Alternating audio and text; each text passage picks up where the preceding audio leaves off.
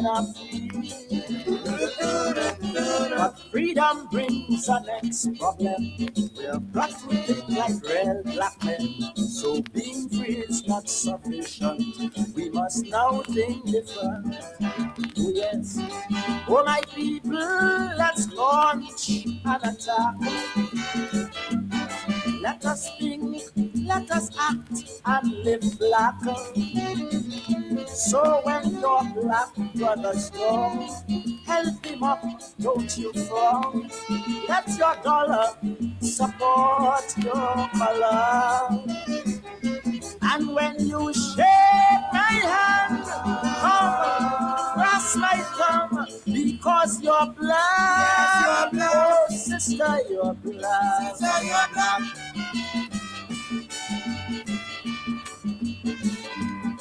Stay up, stay up.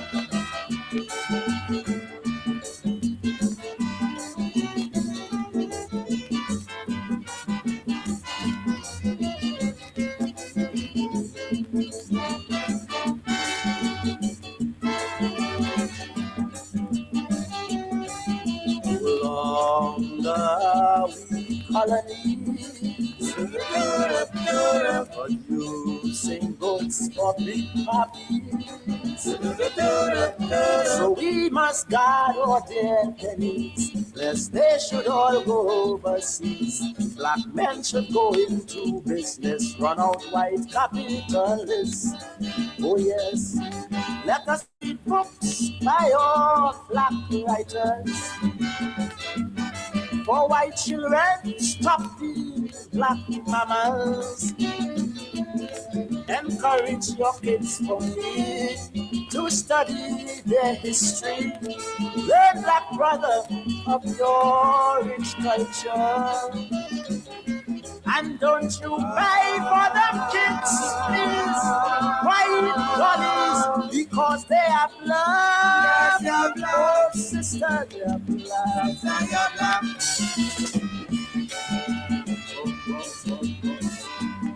Stay up.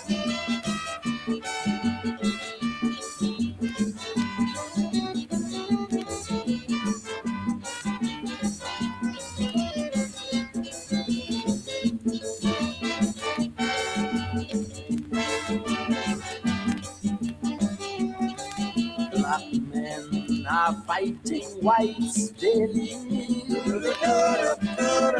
defense of their dignity. But we must follow this trouble. It involves all black people in Angola and Africa, USA and Rhodesia. Oh yes, and we must value the things that we own. Native clothes, native foods and crops grow. Sis, don't spoil your sweet blackness with them white cosmetics. Leave your hair so comb it afro, you know. And don't you sell your dear bodies to white monkeys, because you are black. Yes, you are black. Oh, sister, you're black. Sister, you're black.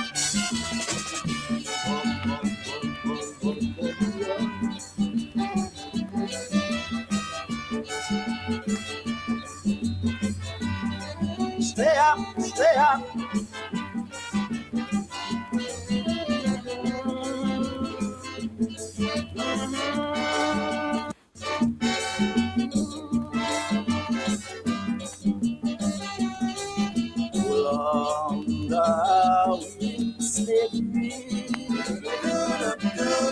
Black men are free, but freedom brings the next problem. We have got to think like real black men. So being free is not sufficient. We must now think different. Oh yes. Oh my people, let's launch an attack. Let us think, let us act and live black. So when your black brothers go, help him up, don't you frown. Let your dollar support your color. And when you shake my hand, come, cross my thumb, because your blood, oh sister, your blood,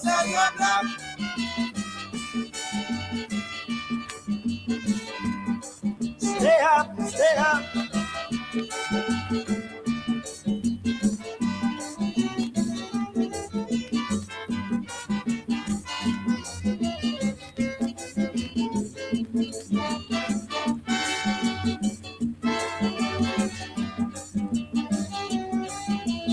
Longer we colonies, producing goods for big puppies.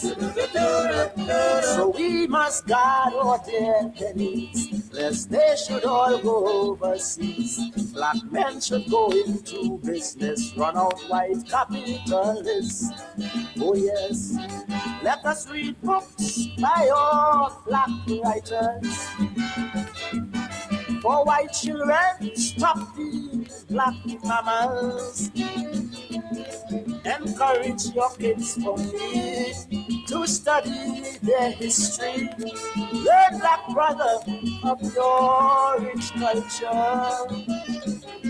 And don't you pay for them kids, please, white dollies, because they are blood. Yes, blood. Oh, sister, they are blood.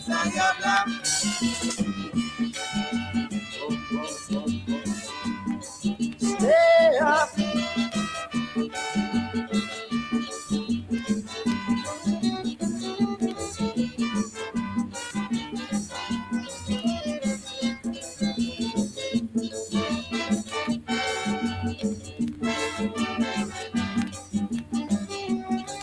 Black men are fighting whites daily in defense of their dignity. But we must follow this trouble where it involves all black people in Angola and Africa, USA and Rhodesia. Oh yes, and we must value the things that we own. Native clothes, native foods and crops grow. Sis, don't spoil your sweet blackness with them white cosmetics. Leave your hair so comb it afro, you know. And don't you sell your dear bodies to white monkeys, because you are black. Yes, you are black. Oh, sister, you are black. Sister, you are black.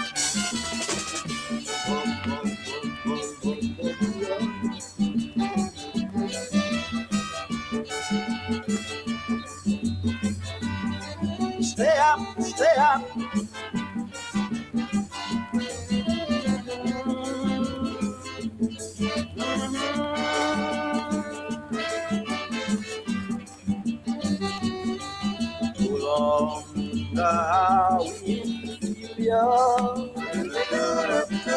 Up names like Sambo and Nigga,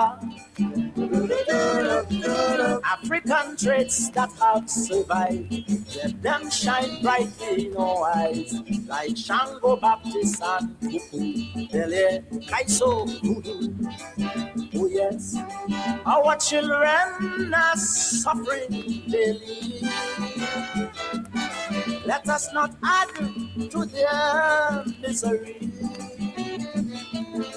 by hitting them with pots, clouting them, calling them fools, making them kneel down on greater until noon. No more must they kneel, stop, make them stay up, because they are blood. Yes, they are blood. Oh, sister, they are blood. Sister, they are blood.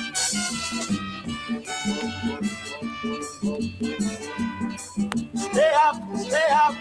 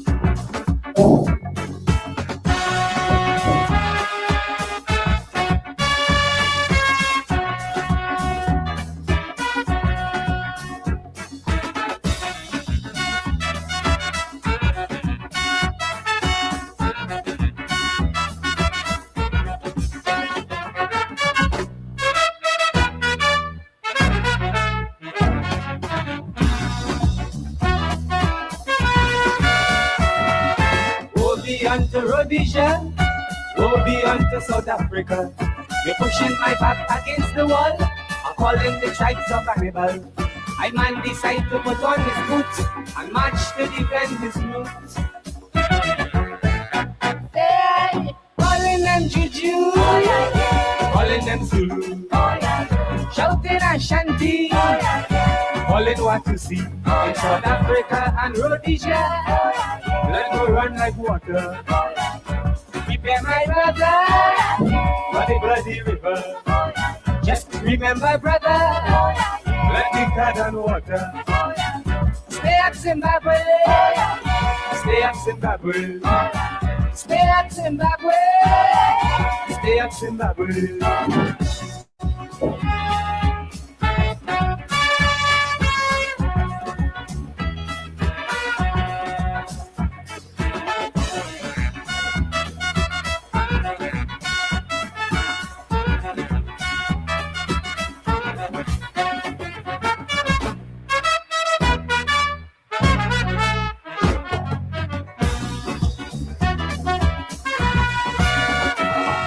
I know this fight won't be so easy, but you got to get rid of the enemy.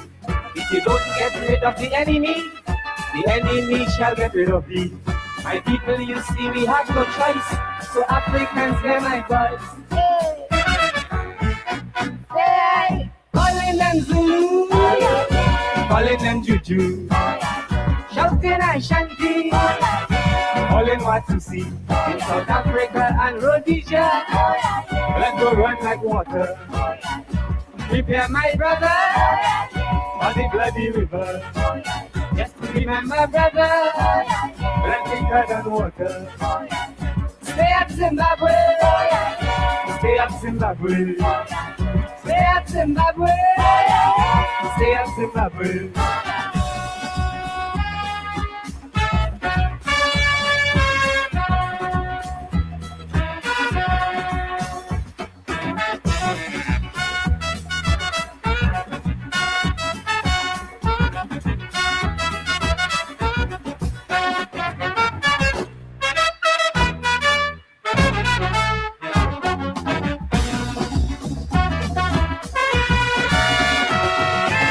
They talk that America supporting white South Africa, but if we have to walk voodoo, my people shouting you. Some the drums and some and the witch doctors to deal with those weird miracles. Hey, calling them Zulu, calling them Juju, shouting Ashanti, calling what to see in South Africa and Rhodesia. Blood will run like water. Prepare my brother for the bloody river. Just remember, brother, blood thicker than water. Stay up Zimbabwe, stay up Zimbabwe, stay up Zimbabwe, stay up Zimbabwe.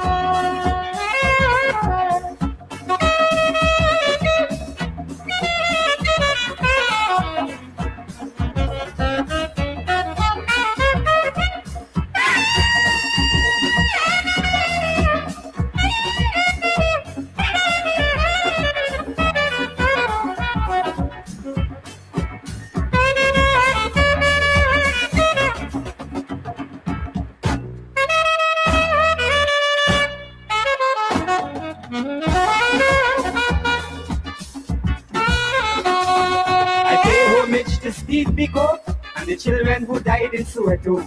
To the freedom fighters I declare, Africans' affair is my affair. Ian Smith and Buster got to go, the revolution says so. Hey, calling them Juju, calling them Juju, shouting Ashanti, marveling what you see. In South Africa and Rhodesia, blood will run like water. Prepare my brother for the bloody river. Just remember, brother, blood thicker than water. Stay up Zimbabwe, stay up Zimbabwe, stay up Zimbabwe, stay up Zimbabwe.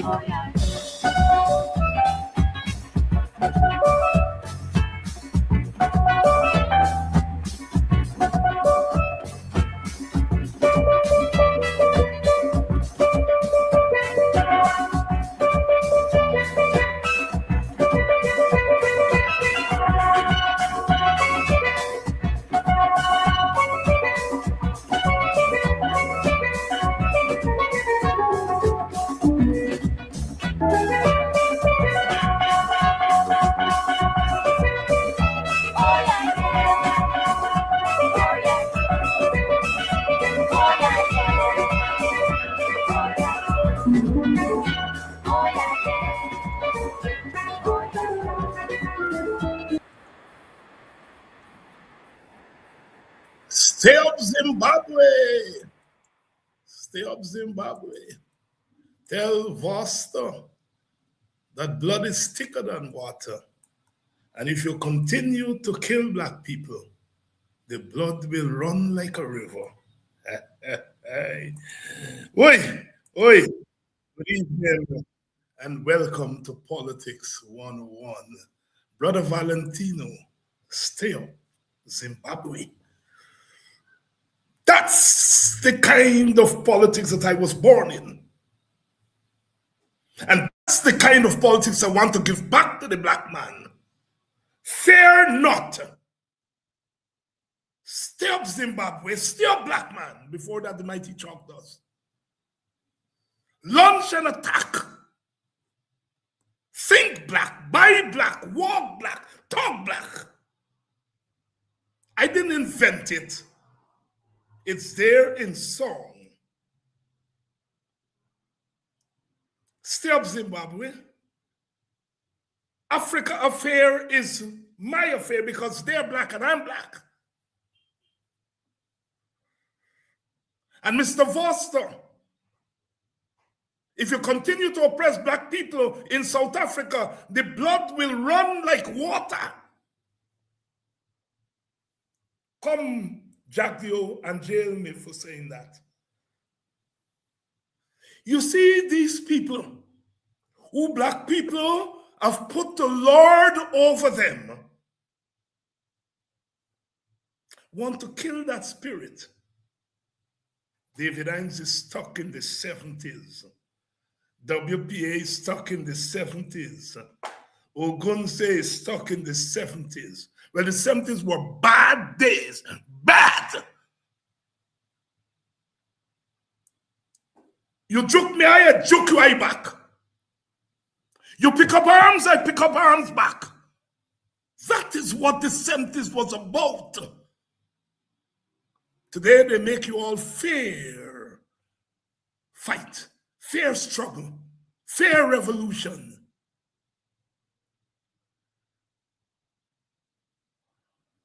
Stay up, Zimbabwe. Stay up, Zimbabwe. Black man, black woman, stay up. Stay up. Because if you don't stay up, they're going to kick you down and keep you down. Good evening to you and welcome to Politics 101. We had a late show last night. Some of you didn't stay up. We had a long meeting and ended late, and so I started late. But we had a good hour in last night, and we talk. You see, here's the story. So many of us in the PPP, we are now big men, as you all would say in Guyana, big men and big women. People in the PPP, PNC, WPA, we were revolutionaries. We came of age in the 1970s, at the time when Bob Marley was saying, get up, stand up for your rights. It takes a revolution to make a solution, we came of age in the 70s and the 60s and the 80s. And those were times when you learned to fight, when you learned to stand up for your rights, when you decide that you are going to change your world. Small nations, Guyana and the Caribbean and so forth.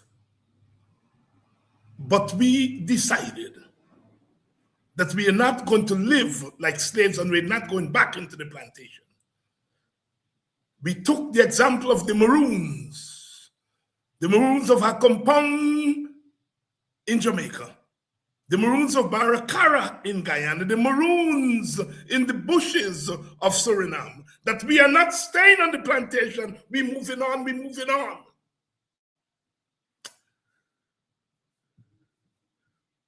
We were anti-imperialists. We said to the Americans, you may be big and strong, but we're not going to allow you to bully us. Strong as you are, and you will get your way eventually, but you'll have to get past us because we are revolutionaries. We were anti-imperialists. We were not yesterday and today and tomorrow anti-imperialists. We were anti-imperialists every day. We were saying our resources belong to us. We were saying our land belonged to us. And we are saying that fragile as our sovereignty is, we are still sovereign because we are human beings. The Caribbean is a zone of peace, where not just words. That statement represented a principle that went deep within our Caribbean belly. Clive Thomas and Walter Rodney and the academics of that time, they said we are a new world. They came up with a new world group in which they fashioned and shaped the vision for our Caribbean. The new world. The new world. Ralph Gonsalves declared the Caribbean a Caribbean civilization, not just a Caribbean region, but a civilization. That is, we are more than just a collection of people. We bring to the world something unique.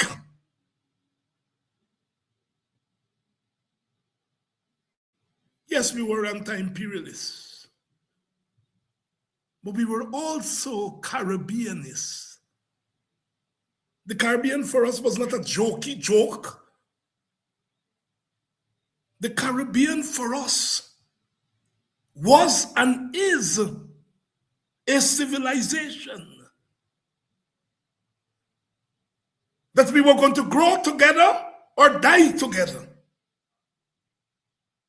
We knew that slavery was not slavery in Guyana alone or slavery of an individual. We knew that when Britain, when England talked about slavery, it was talking about slavery in the Caribbean, not just Guyana. The Caribbean was an idea and a civilization, and still is.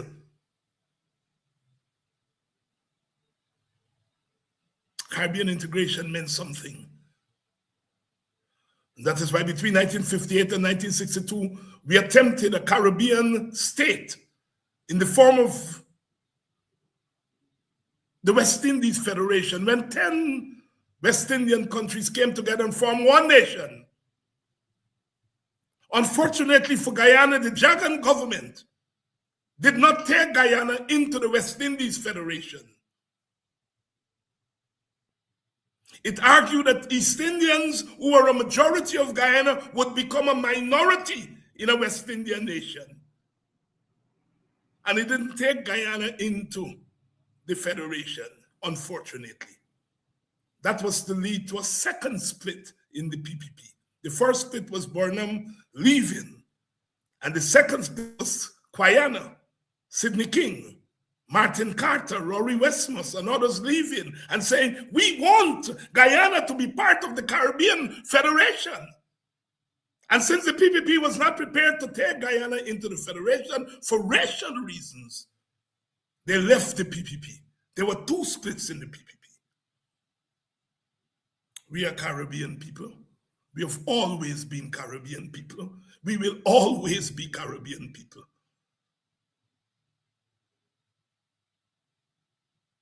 Anti-imperialism, Caribbean integration, and black power. We were revolutionaries, we were anti-imperialists, we were Caribbean integrationists, but we were also black. Black power was an important plank of the progressive outlook. Buy black, live black, raise your black culture up. That is the progressive politics that I was born into and cut my teeth, my political teeth on.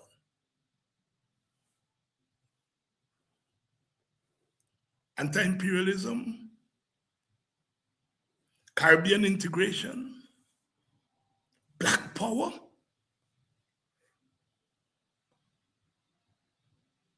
working class upliftment, the upliftment of the poor, the upliftment of the poor and the powerless, making ourselves available to the poor so that the poor can lift itself. The praxis of the revolutionary, working class upliftment, Caribbean integration, black power, and anti-imperialism. That's the progressive politics from which I come, and I'm not giving it up for nothing.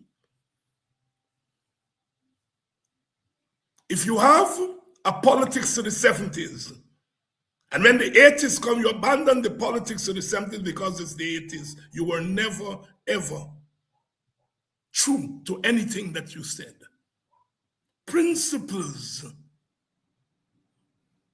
are constant. You adopt your principles to the changing times. You all hear me out? Principles are constant. Change is inevitable. And you adopt your principles to the changing times, not the other way around. You don't change your principles as the decade changes. Today, the PPP has abandoned working class upliftment. It's no longer part of their constitution. They've abandoned it. You know, people call them loosely Marxist, Leninists, and so on. I don't want to use those terms. I'm using working class liberation. The PPP has abandoned working class liberation. It's no longer part of their constitution. They were never black powerists. They never believed black people were more than tokens. They were not into black power. They feared black power. The PPP is no longer anti-imperialist. They're no longer prepared to say to large countries, find a way to carry out your business without crushing small countries. Give small countries a chance to breathe. Allow us to enjoy our wealth. They're no longer anti-imperialists. The PPP was never into Caribbean integration. As I said, they didn't take Guyana into the West Indies Federation. And they've played games. At one time, the PPP said that CARICOM is a black man club.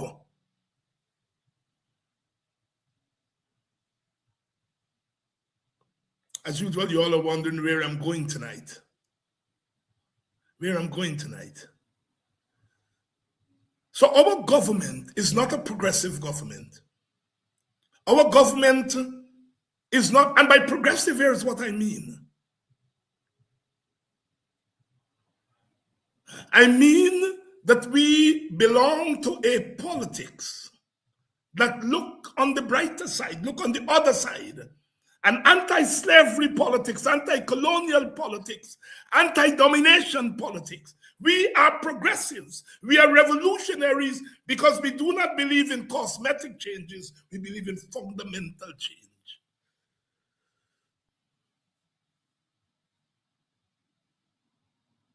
That's what we mean when we say we are progressives and we are revolutionaries. And we continue to be progressives and revolutionaries. And I have friends in the PPP. David, you must tone down the race thing. They're asking me to stop being a revolutionary. Because when I tone down the race, I'm taking away an important plank of my political evolution. Another said, David, forget about that old anti-capitalist thing. The world has moved on. Teach black people to be hustlers, because hustling is where the world is. And I refuse to.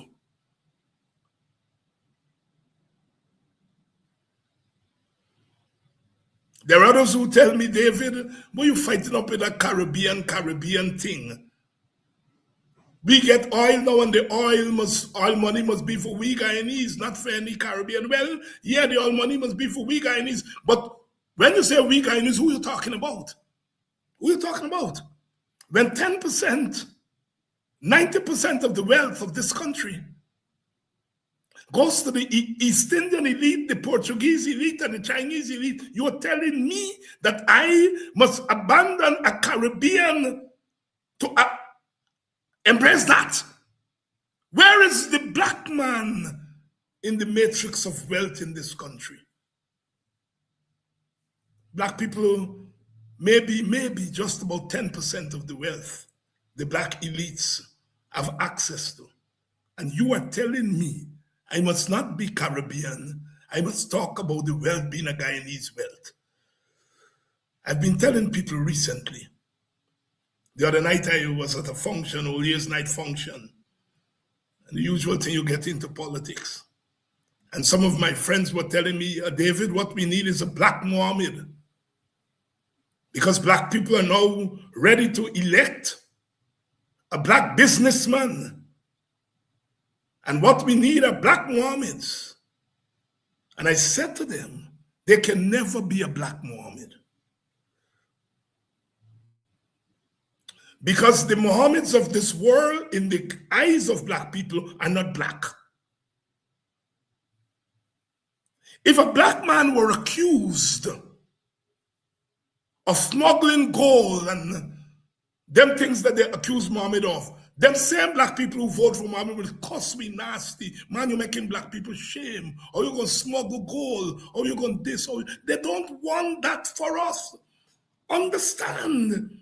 When they're talking about a Mohammed, they see that in racial terms. They're not talking about a Mohammed black. So there can never be a black Mohammed in the eyes of black people.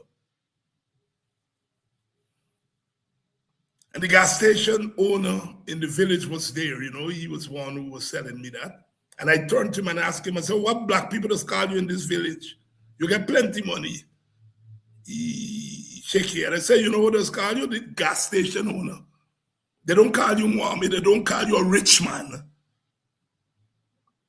Because black people do not see wealth and richness in this country in black terms. They see it as Indian and Portuguese and Chinese. Get that in our heads.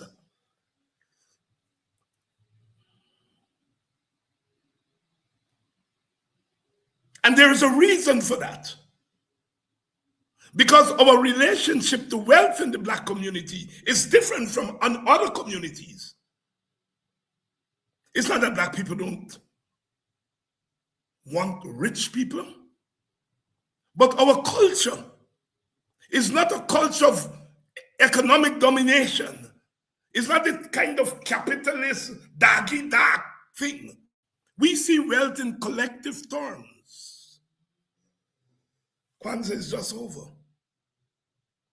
So the way black people see Muhammad and wealth, many of us are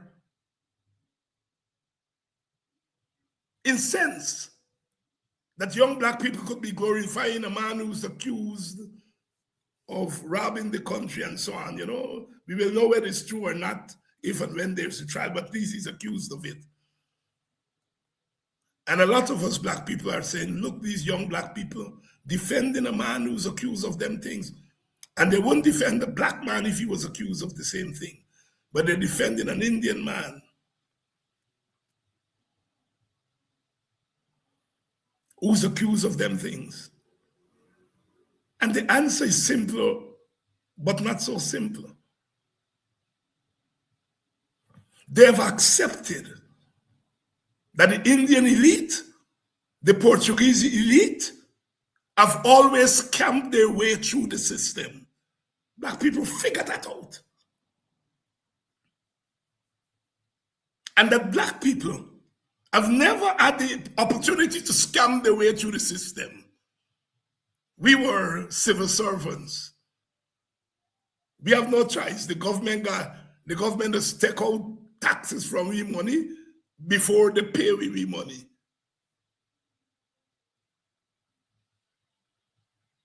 Public servants, government workers have to pay taxes by law.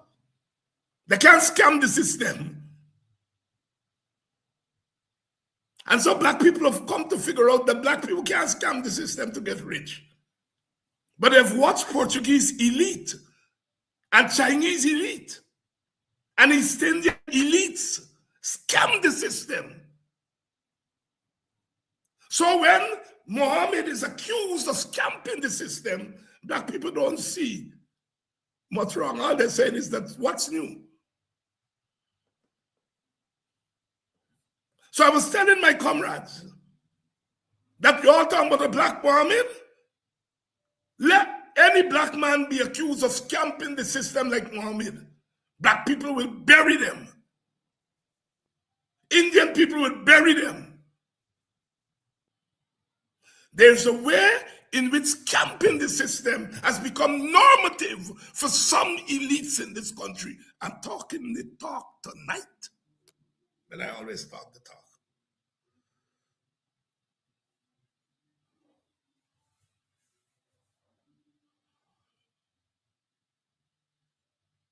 People like Ravi Dev want black people to be scams, but not elite scams.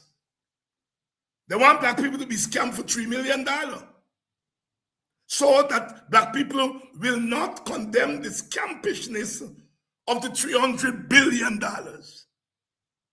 David, teach black people about capitalism. I must teach black people to be scams. But they want me to teach black people to be scammed for $2 million and $3 million. While they are scams for 300 billion and 400 billion. That's the game they're playing in Guyana. So they don't want people like me to talk black. They don't want people like me to teach you all black people to recognize your limitations in formal system and recognize how the formal system is systemically geared to keep you down. And you glorify $3 million and $4 million and $5 million while they're squeezing your know what for 500 billion every day. And I ain't gonna allow them. If you all want to follow them with a scampishness, and you all think that you all can scam the system, go on. But I'm not teaching you all to do it.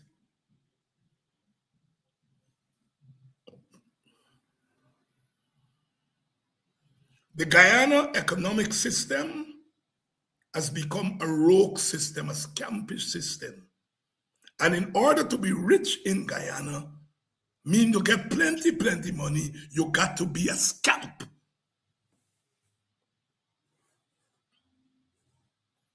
As I didn't point out that Susan Rodriguez, a junior minister, owned a whole set of property, not in Guyana, but outside of Guyana.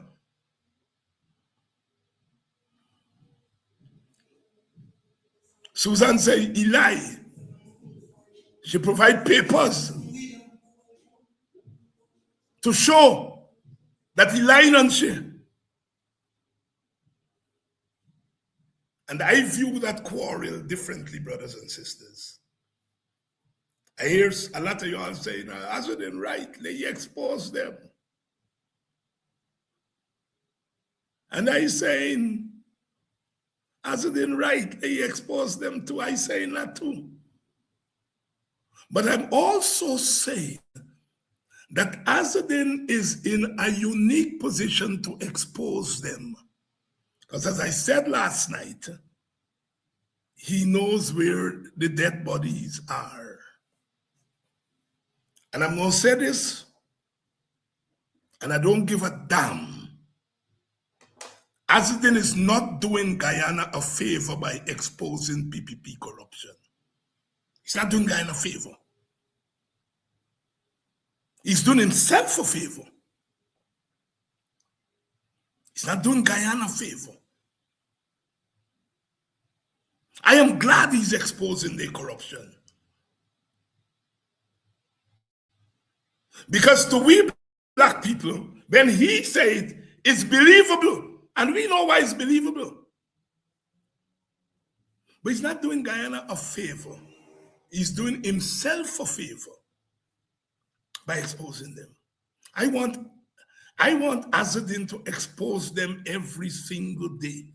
It is time. It is time.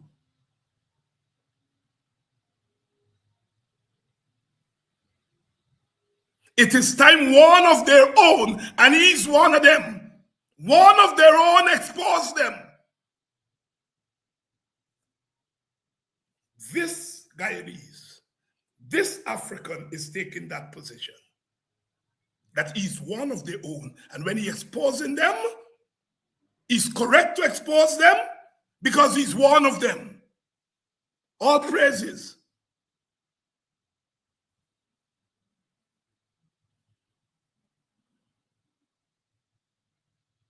But we want to get it right. We want to get it right. They've been playing with the black mind in this country for the last 30, 40 years.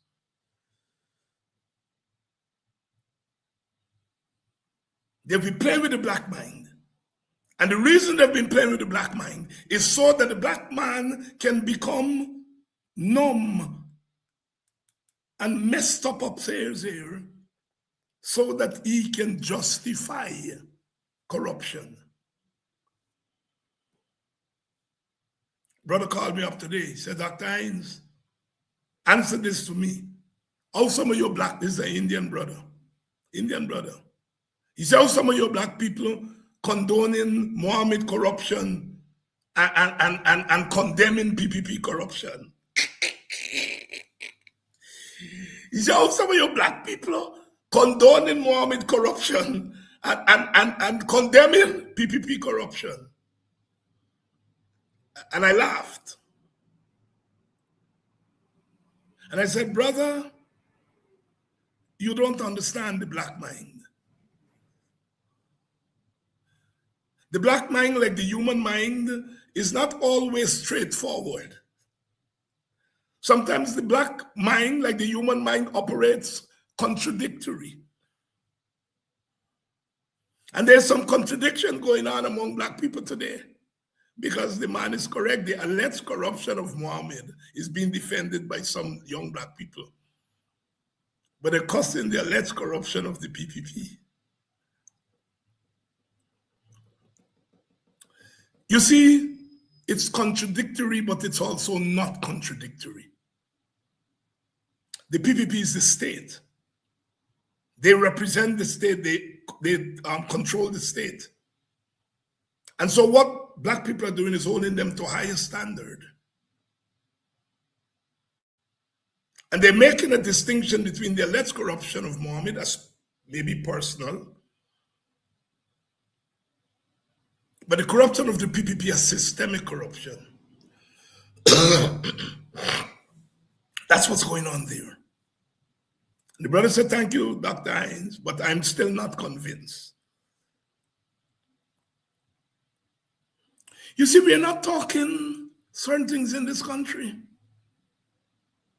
We're not talking certain things in this country. The elite in this country could be very hypocritical. And that was a man of the elite that called me today.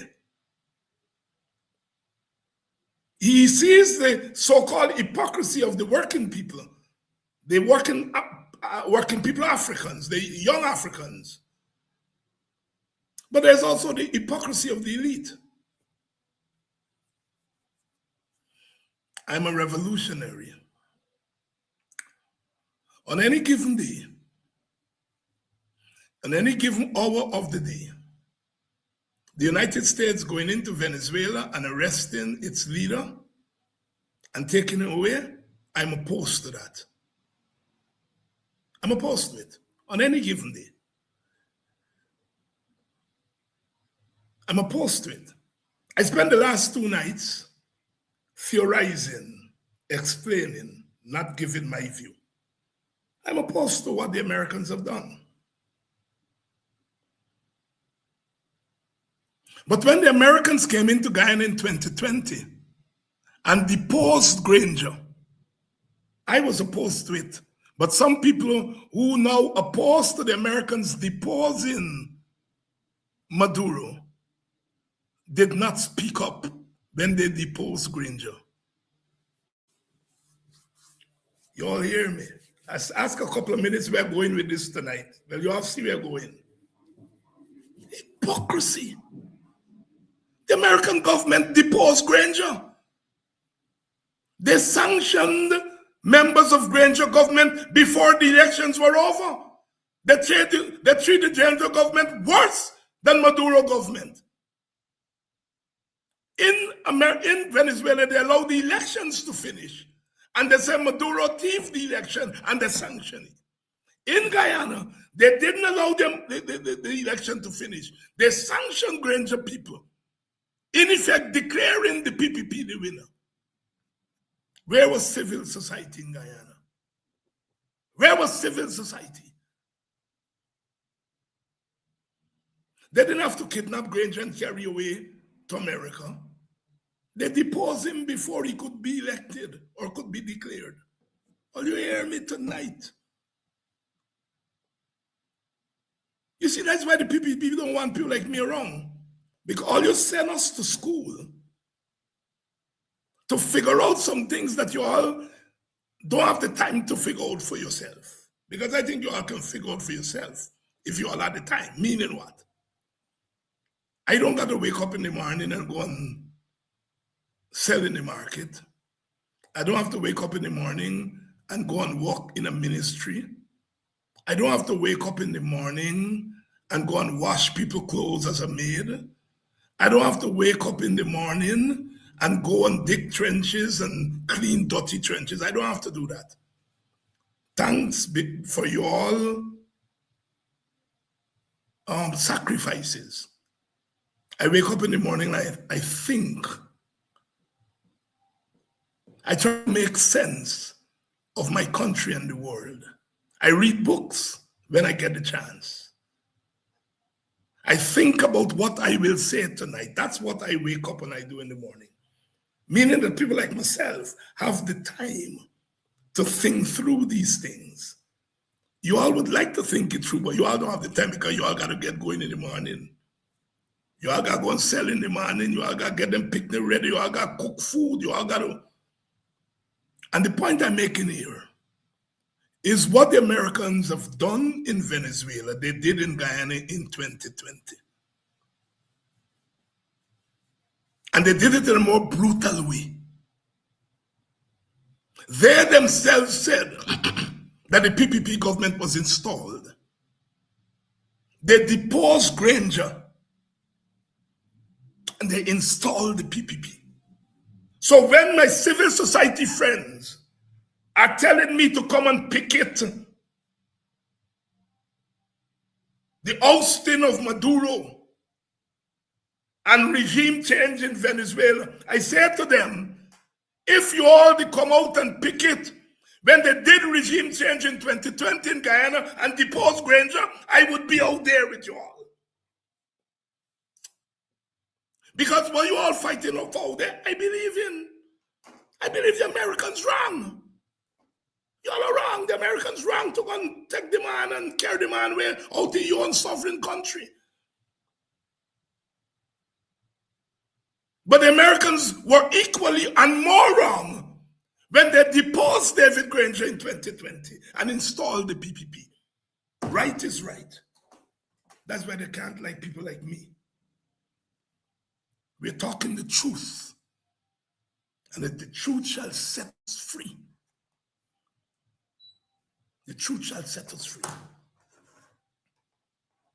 Don't tell me the Americans wrong for doing what they do to Maduro, and you did not see it when they did Granger worse. Where were you? Part of it is some of them, Granger is a black man, you know. Some of these same civil society people will tell you, oh, the Americans deposed Jagan in 1964. Well, yes, he did. The Americans did.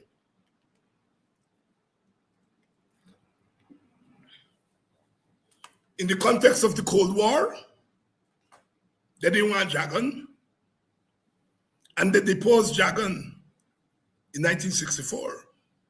And a lot of so-called civil society people will say that openly.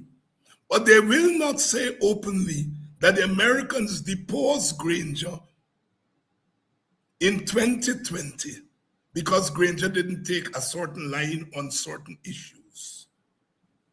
What is the difference between deposing Granger and deposing Jagan? Granger black.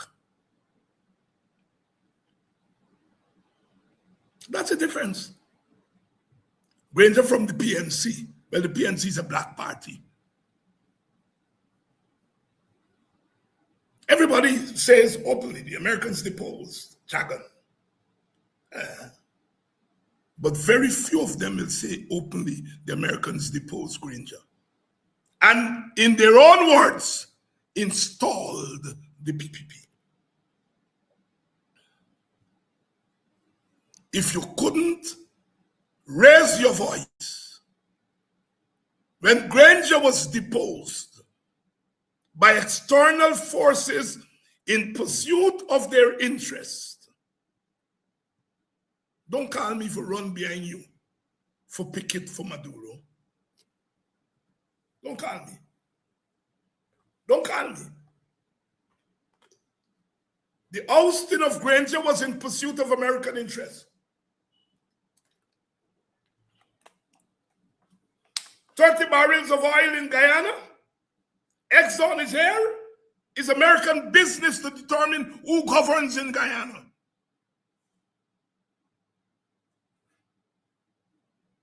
And they decide that one competitor enchanting the chant that they want to hear, and the other competitor chanting the chant they want to hear. And they make their choice.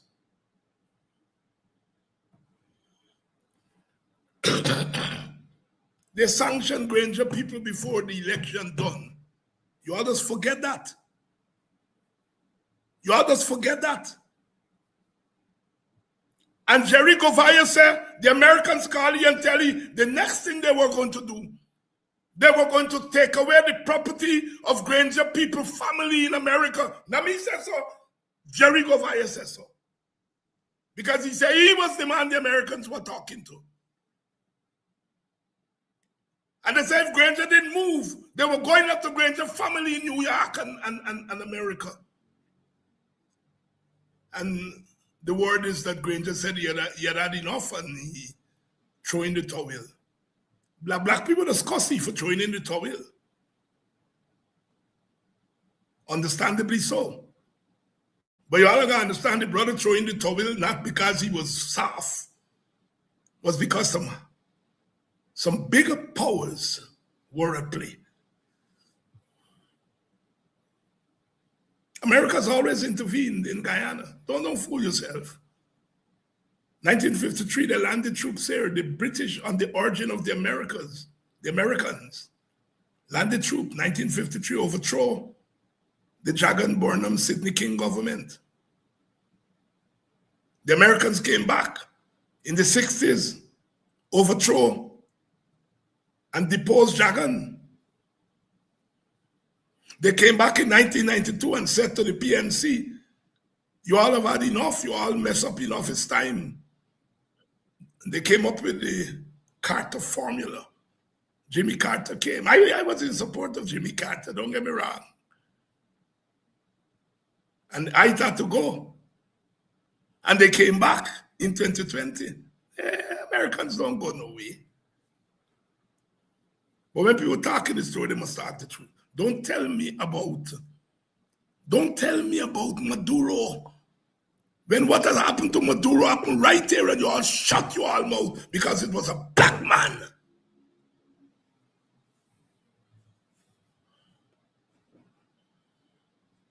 I'm talking in black. And I want you all black people to start getting some sense. Because sometimes you all just step on stupidness. And don't understand what they're doing to all in this country. Maduro.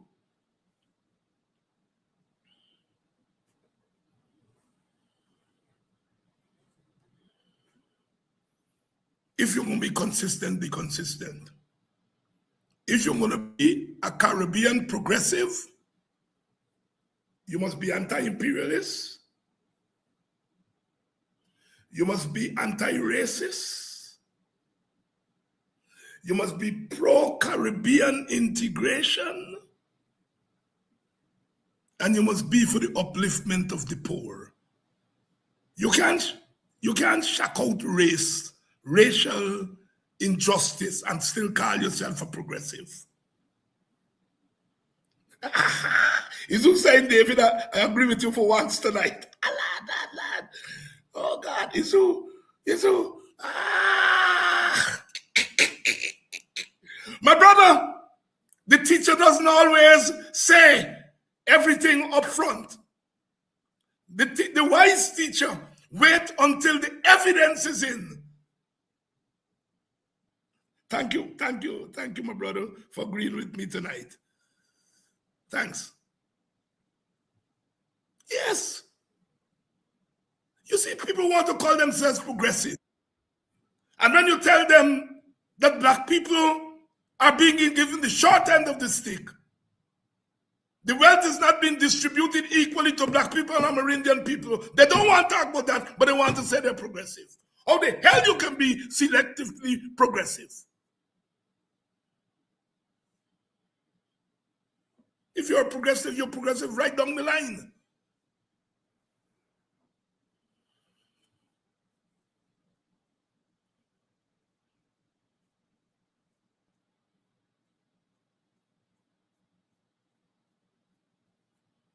They didn't get to the point where they kidnapped Granger because they hammer Granger to give in and they installed the PPP. So when the PPP takes the position it has taken on Venezuela, it is because it's an installed regime.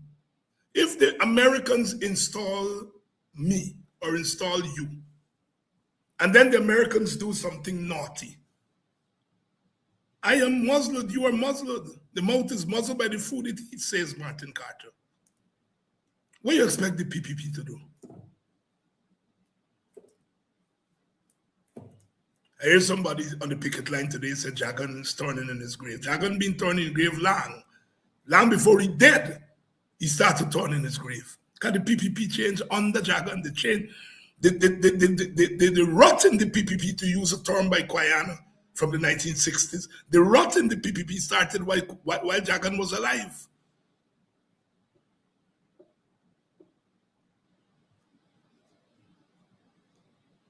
It means that the PPP used Marxist and progressive rhetoric as a mask for a dirty, divisive politics.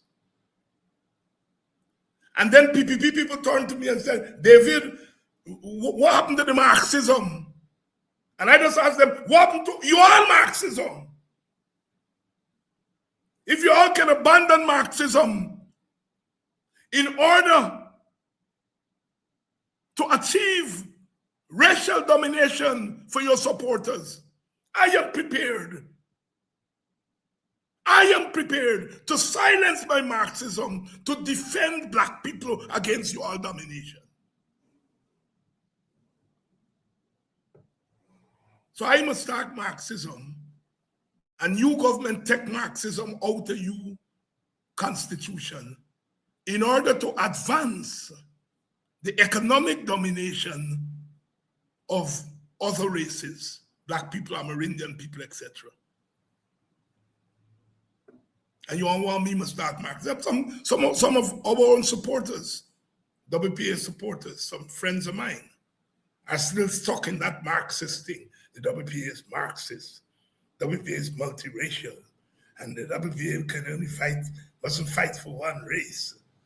If one race is hammered, if one race is being hammered, you'll fight for 10 races?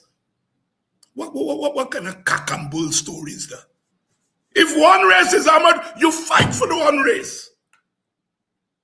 If two races are hammered, you fight for two races.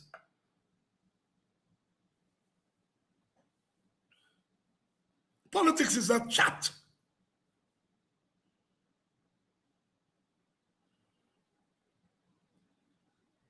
My multiracialism is an enduring multiracialism. My multiracialism is a multiracialism that is premised on racial equality and racial equity. Don't tell me you're multiracial when you believe in racial domination. How the hell you can be multiracial and believe in racial domination? The one, my old friend Freddie Kissoon, multiracial politics. Shut up, Freddie. So damn hypocritical. You first of all must believe in racial equality and racial equity.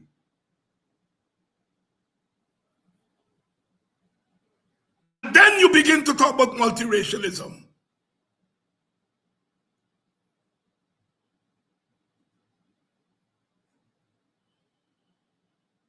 We didn't start with racial equity. Black people came out of the plantation with nothing. White people come out of the plantation with everything.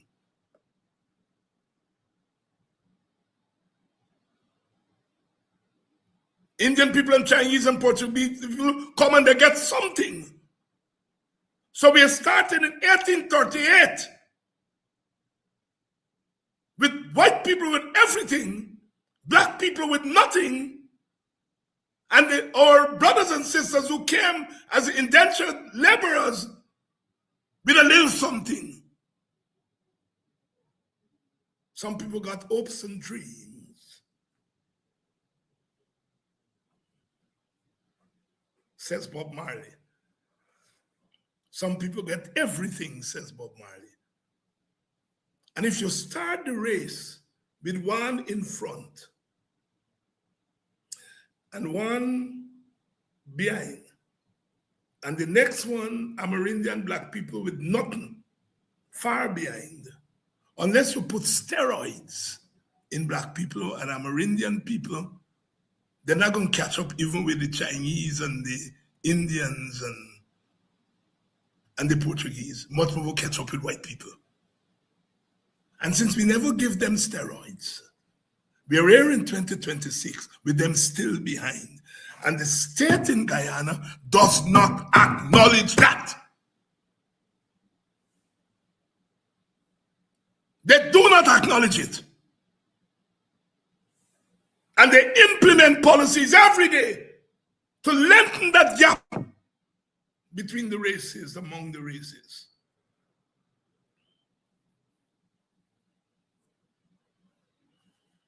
At least America in the 1960s implemented something called affirmative action, in which they argued that because people are economically dispossessed, there must be policies to make them catch up. That is what affirmative action was about. And you know who were the first beneficiaries of affirmative action? Not black people in America. It was white women, because women were disadvantaged. And affirmative action was not, they didn't say about black people. They said all disadvantaged people. And so it included white people, white women, it included black people, Native Indians, etc., etc. And the first set of people to benefit from affirmative action in America were white women. And then black people benefited a little until the Supreme Court started to roll back affirmative. But at least America recognized it. A brown government in Guyana, a non-white government in Guyana, in the form of the PPP, has never acknowledged that Amerindian people and black people were systematically left behind, and you must implement policies to bring them up. When David Hines and Vincent Alexander and Takuma and others, Eric Phillips and others say, man, you can't do that. They say we are racist. Yes, sister, it was white people, white women, who were the first beneficiaries of affirmative action in America. Sometimes we have to teach the facts, And the PPP would argue that it has implemented affirmative action in Guyana. And as I asked an old PPP man, I said, well, if I were to agree with you, then I will have to say that the beneficiaries of affirmative action are the Indian rich, the Portuguese rich, and the Chinese rich. Because if you implement affirmative action, the only people I see advancing in the society economically and so forth is that group. The Indian elites, the Indian rich, the Portuguese rich, the Chinese rich. You get a couple of black rich people, but they're neither here nor there. Black skins and white masks. They're afraid to give donations to a black party or a black organization. I don't can eat forget.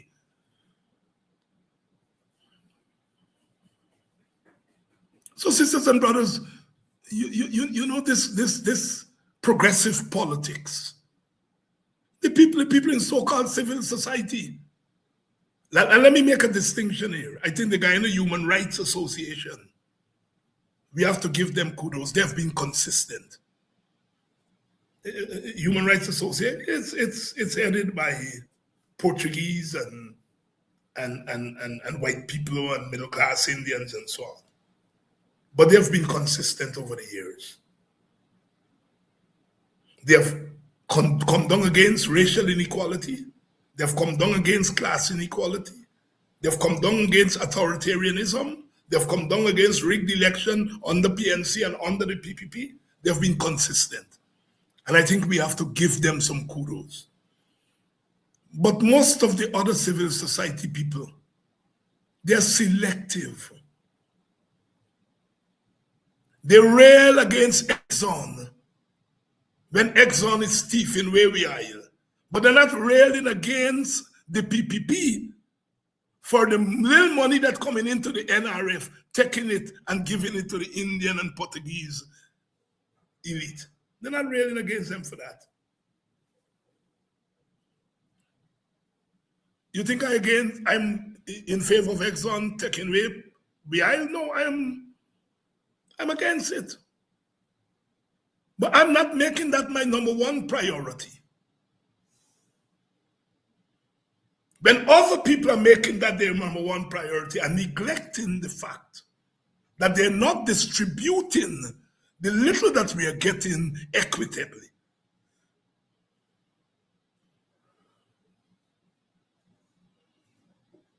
They overthrow Granger. They depose Granger. And now they depose Maduro. You want me to go up on the road and pick it with you? Now you give me a chance. Give me a chance. But that's the hypocrisy of the elites in this country. That's the hypocrisy of the elites in this country. As I said, in this scenario with the Americans and Venezuela, there are no guarantees for Guyana. And I must be a fool to say I go in and picket America.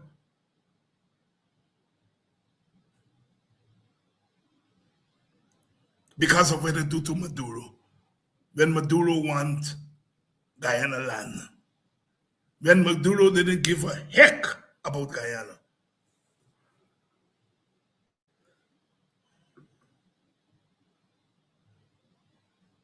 As I said, America's been an hegemon from the time it became a superpower. It's not new. And I'm saying that we, small countries, ain't gonna stop America. And we got to get sense. We got to grow up. We got to grow up. There was a time when our voices, our collective voices, the Caribbean people, the African people, the group of 77, Burnham was active, and the PNC were active in the group of 77. We had a big voice in the United Nations. We had an underlying movement, and we brought together the voices of small countries, and we spoke back to America. Those days are gone. And I'm not going to use my little breath to holler at America when I can't stop America. I'm going to join my voices with other progressive voices around the world to say, America, you're wrong. Morally, you're wrong. Politically, you're wrong. But I ain't using my energy to holler at America. America will, what, Guyana, Trinidad, St. Lucia. Yes, we must take a stand. We must take a stand. But we must be sensible. We ain't stopping America. What we can stop is Venezuela taking away we land. And we can, let me rephrase that. What we have more legitimacy when we speak on is to speak against Venezuela land grab. And at the end of the day, when America and Venezuela are fighting, we have to ask ourselves this: how can we survive the fight? And we ain't going to survive the fight by taking America's side or taking Venezuela's side. We're going to be surviving by being smart. And I don't think our government is being smart. Our government is being pro-American. And you can follow them up to a certain point. To say, yes, America is there. If Venezuela knock me, most likely America will knock them back. The fact that Exxon is here, they're not going to bomb the oil field so easily. Yeah, I can understand the government reasoning to a certain point. But if America has to make a choice between its interest and Guyana's interest, it is going to choose American interests. America will defend Guyana when Guyana's interests and American interests converge. And I'm saying to some extent our interests converge. We got the oil field, America company, they're in the oil field, so we converge.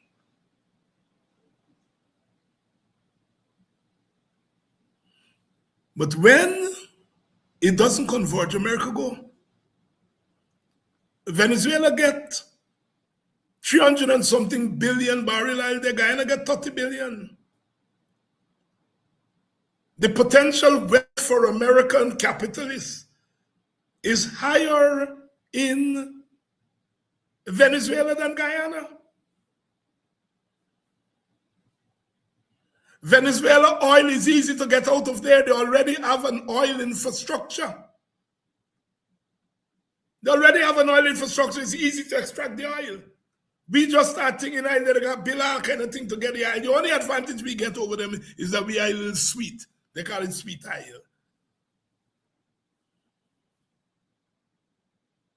But in economic sense, prioritizing Venezuelan oil over Guyana oil makes sense for America.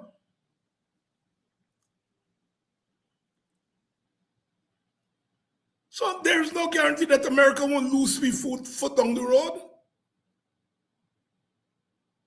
So I'm saying, yes, our interests converge, but we have to think beyond this moment when our interests no longer converge.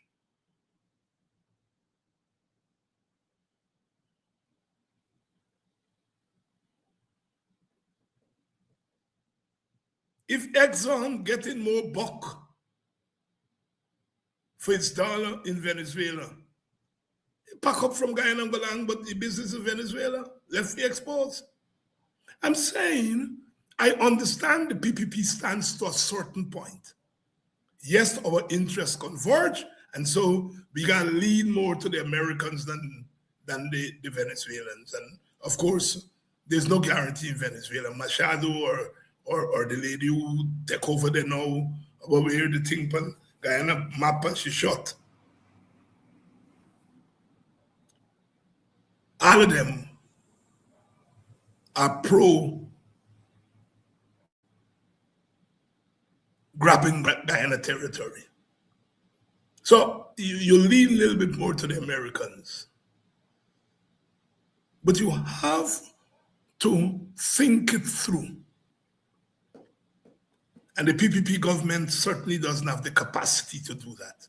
And even if it has the capacity in some quarters, it doesn't have the will to do that. And so, sisters and brothers, here's the lesson tonight. Don't let it fool you all and get you all to give some sympathy to Maduro and Venezuela, big country taking advantage from little country and so on. When the big country was taking advantage on the government of Guyana in 2020, overthrowing Granger, where were the civil society that is now jumping to Maduro's defense? Granger was a little black boy. He did not deserve to be protected and defended. I will depend on him. But we've always done good by ourselves. When you all black people start getting some backbone,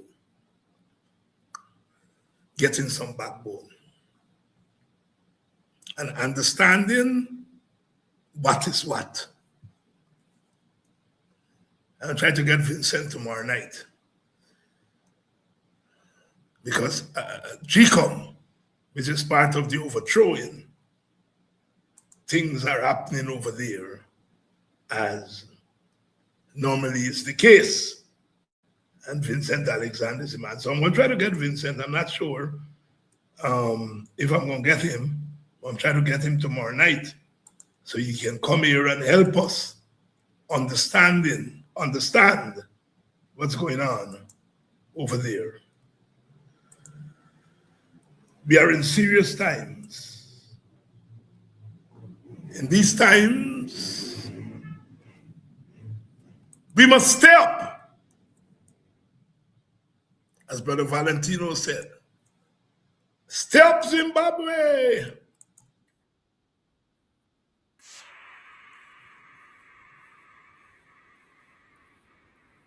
Not thicker than water.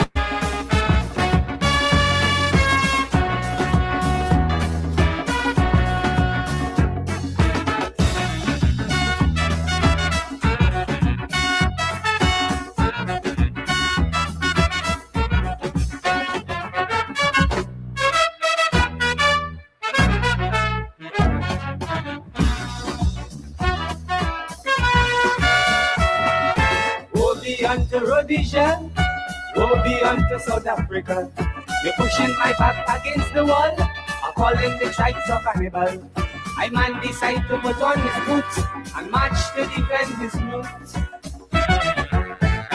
Hey, calling them Juju, calling them Zulu, shouting Ashanti, calling what to see in South Africa and Rhodesia. Let go run like water.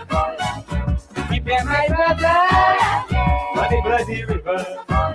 Just remember, brother, bloody blood and water. Stay up, Zimbabwe. Stay up, Zimbabwe. Stay up, Zimbabwe. Stay up, Zimbabwe.